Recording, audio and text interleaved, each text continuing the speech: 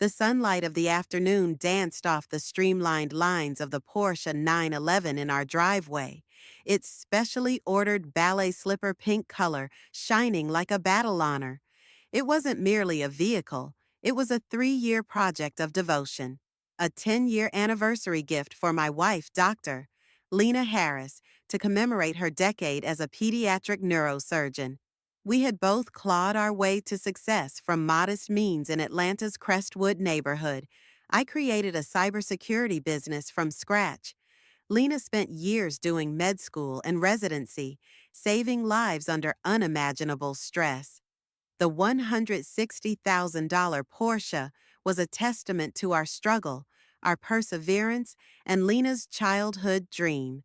For 1 week, it was pure joy. Lena cruised to the hospital smiling.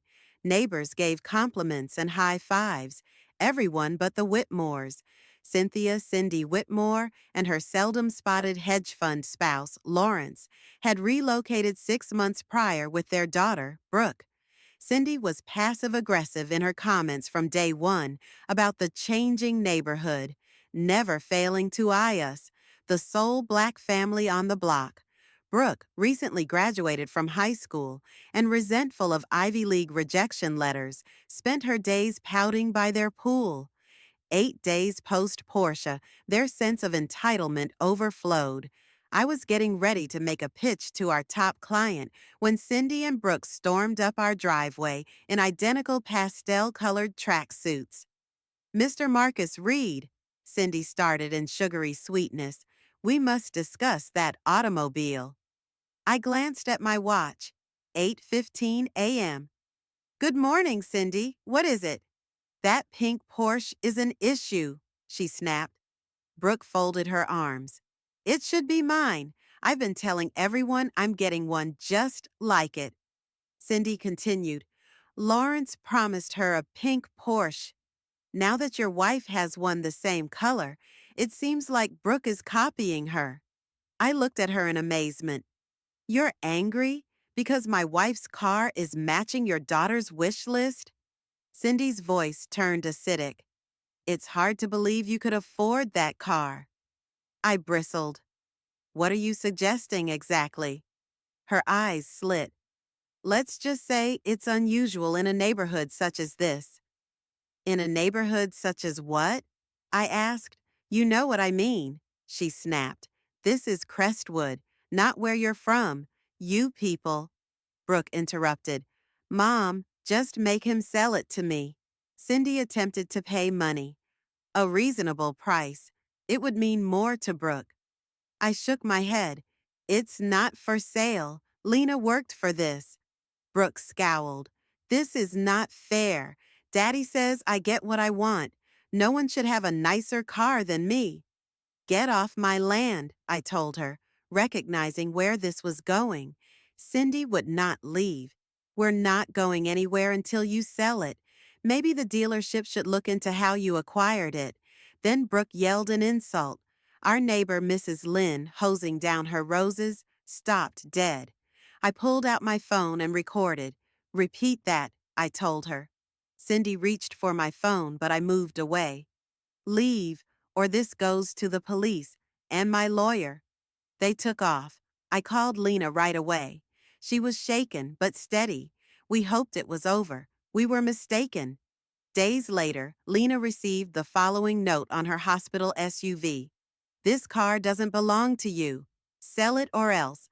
That Friday, Lawrence Whitmore himself appeared. "Marcus," he smiled, "let's talk man to man." "There's no issue," I said matter-of-factly. "Your family's harassing mine." He made an offer of 20% above market value. "No," I said. "It's Lena's anniversary gift." His voice grew darker. "I have people on hospital boards, county contracts, police. I'd hate to see your company or your wife's employment scrutinized." "You're threatening us now?" Our security cameras recorded everything. That evening, we called our attorney, James Carter. Lena started keeping a record of everything. Then the sabotage went further. Tires slashed on our Porsche. "Pink is Brooks," written in lipstick across the door. The police shrugged. The body shop delayed repairs. The insurance adjuster questioned our claim. Then I lost my biggest client. Lawrence had influenced their board. Lena received an anonymous complaint at work. 2 weeks later, it came to a stunning climax. A tow truck showed up in our driveway with a court order signed by Judge Harold Grayson to seize the Porsche as part of a civil lawsuit in Whitmore versus Reed. We hadn't been served. Cindy and Brooks showed up, looking self-satisfied. "It's ours now," Cindy declared. We objected. "This is fraud. We have receipts." The tow operator, nervous, obeyed. Our lawyer came just in time to verify. The order was genuine but extremely irregular, an ex parte decision made without our awareness. Cindy gloated. "Judge Grayson's a family friend. Brooke will have the car soon." Our dining room was a legal war room that evening. Our private investigator, Elena Martinez, revealed disturbing facts. Judge Grayson and Lawrence were buddies at the country club. Their families vacationed as a group. Grayson's son was employed by Lawrence's law firm. Cindy threatened hospital donors to come after Lena. By the time of the subsequent hearing, we had our evidence: dated purchase records, evidence from surveillance footage, testimony from Mrs. Lynn, and emails demonstrating Grayson conspired with the Whitmore's lawyer. A whistleblower, Dr. Shaw's wife, sent us in-house communications verifying that they made up allegations following Lena's purchase. The case came before Judge Maria Torres, who was a no-nonsense procedural guru. In court, Torres excoriated the lawyer for the Whitmores on the bogus claims. Our attorney introduced the timeline and incriminating emails. Judge Torres ordered the seizure order vacated, returned Lena's Porsche, and issued a restraining order on the Whitmores.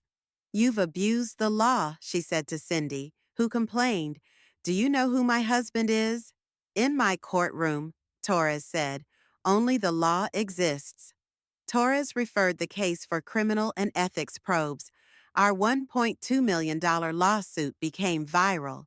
Mrs. Lynn's interview and Brooks' whiny blog, "Pink is my color, not theirs," did their PR in. Judge Grayson was suspended, and Lawrence's firm raided.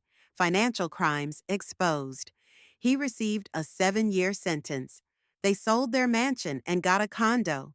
The Whitmores settled, paying us $750,000 and making a public apology, acknowledging racial bias and pledging community service. Now, Lena's Porsche is famous, having earned her the Pink Doc moniker from her adolescent patients.